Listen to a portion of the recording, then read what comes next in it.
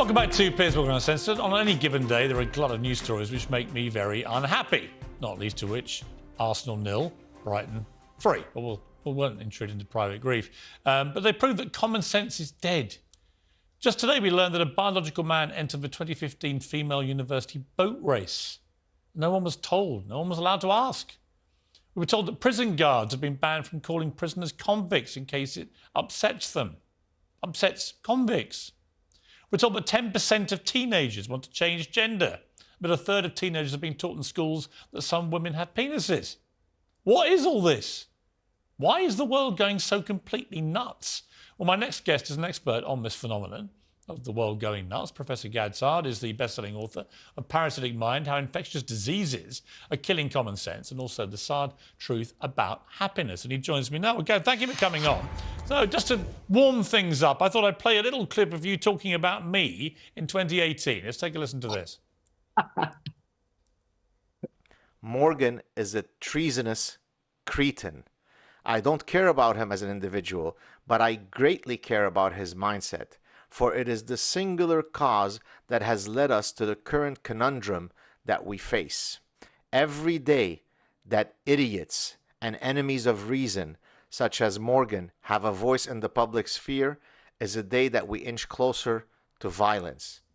Well, ironically, Gad, that comment actually did move me to near violence. I'm joking. And actually, we have found since then a lot of common ground, I know, so I'm not going to labour the point, other than you clearly are just as unsensitive. I don't even remember what that was about. I have no idea what you were talking about, and no one can find out. So you clearly just had a view about me that day. You know what? It's fine. I have views like that all the time about people. But I'm glad to have you on the show. And I think on a lot of issues, we actually share a lot of similar thoughts about this. What is going on when we see things like 10% of teens want to be transgender in some way?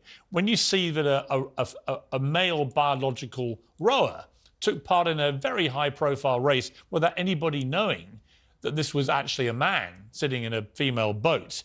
When you see all this, how do we explain it, and where does this end? Yeah, so well, first, thank you for having me, Piers. It all stems from, regrettably, I'm saying this as a professor, it all stems from the university ecosystem. It takes academics and intellectuals to come up with some of the uniquely dumbest ideas. And so each of these idea pathogens that I discuss in the book, postmodernism, militant feminism, social constructivism, sort of erase a bit of the edifices of reason that for most of us constitutes common sense. So postmodernism, for example, argues that there are no objective truths. Even things that the average 3-day-old pigeon would recognize as biological fact is actually up for debate. And this is how we end up erasing all of the common sense that gives us shared meaning, so that men now who have 9-inch penises can be women. They simply have to declare themselves women, and voila, they become women. Yeah, I mean, it's completely insane. But you're right, facts have been eroded in this process, where people can put their hand up and talk about my truth as if somehow their version of the truth, which of course is statistically factual, that's the whole point of truth, that they can have a version of that, which isn't fact-based, it's just feeling-based. Exactly. And this is why I basically say that all of these idea pathogens, they free us from the pesky shackles of reality, right? I don't wish to be constrained by my genitalia. So I just have to use the magic wand of the trans prefix, and I could be whatever I wish to be. Social constructivism is another freer from reality. It basically says that anybody could be the next Ronaldo or Messi. If only mommy hugs me enough or doesn't hug me enough, all have equal potentiality. Well, that's a very noble and hopeful message, but it's perfectly rooted in erroneous views of human nature. Also, the thing about Ronaldo and Messi, I know Cristiano very well and interviewed him several times. The thing about those guys, they've got a phenomenal work ethic, and you'll never hear them, either of them, whining about being pushed hard or even having coaches shout at them or whatever it may be. It just seems to me the world is slowly shrinking into a very weak-minded place, where weakness is celebrated, strength is somehow frowned upon. If you try and talk about mental strength these days, people go mad. They're like, how dare you? You're belittling people who aren't mentally strong. You're picking on the vulnerable, rather than accentuate the positives, which those two guys represent better than anybody. And whether it be the soccer players that you mentioned or the world that I inhabit in academia, we used to be proud of the ethos of meritocracy. Now that's viewed as a form of white supremacy. Now it's my skin color, it's my gender orientation, it's my sexual orientation, it's my religion that actually adjudicates whether I am right or wrong. It's grotesque. It's an attack on the most fundamental deontological principles that define the enlightened societies that we all are proud of. And this is why I'm so irreverent and fighting against all this nonsense. And it's interesting, what you said about meritocracy there. There's a move now for the Oscars and the Academy and the way they go about, putting nominations forward, that they have to tick a load of diversity boxes. And that all sounds fine in principle, right till you get to the point where actually it damages meritocracy. Well, and not only that, Piers, I'm sure you've also heard that someone should not play, for example, you shouldn't play a gay part if you yourself are not gay. So what does that mean then?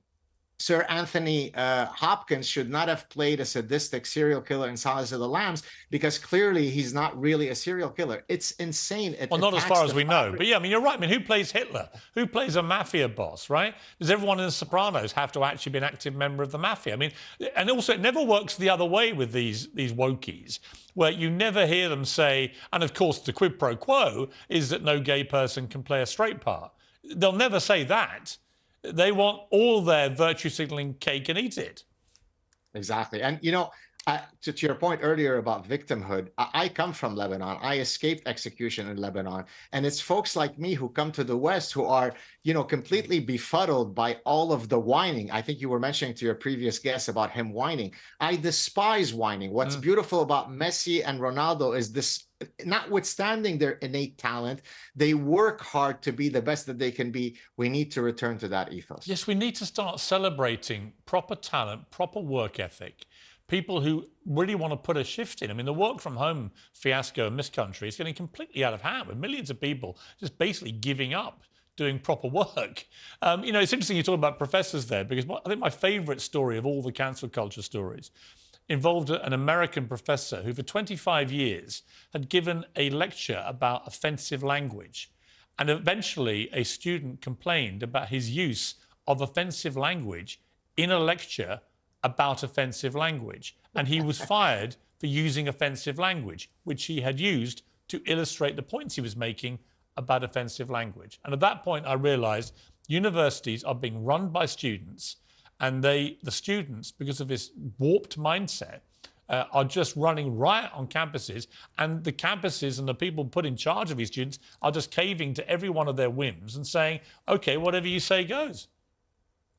Indeed. And look, I can tell you, just past semester, I was teaching an MBA class where I was talking about the evolutionary roots of anorexia nervosa. And in that lecture, I talked about miscarriages. And one student huffed and puffed that I did not provide trigger warnings before mentioning something as, devastatingly sensitive as miscarriages. And this is someone, who went through the Lebanese civil war. So imagine how much disdain I feel for such an adult, an MBA student, that he requires me to offer trigger warnings before mentioning a medical reality such as miscarriages. It's unbelievable. Well, I actually need trigger warnings before I find myself in close proximity to one of these woke imbeciles, because it actually does bring me out in wheels.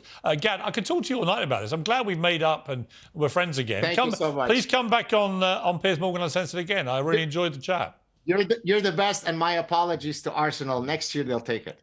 You know what? I'm not so sure. Mentally weak. They should have signed Ronaldo when they had the chance back in October. He wanted to come. Anyway, that's another story. Gad, great to talk to you. Thank you very much. You too. Take care.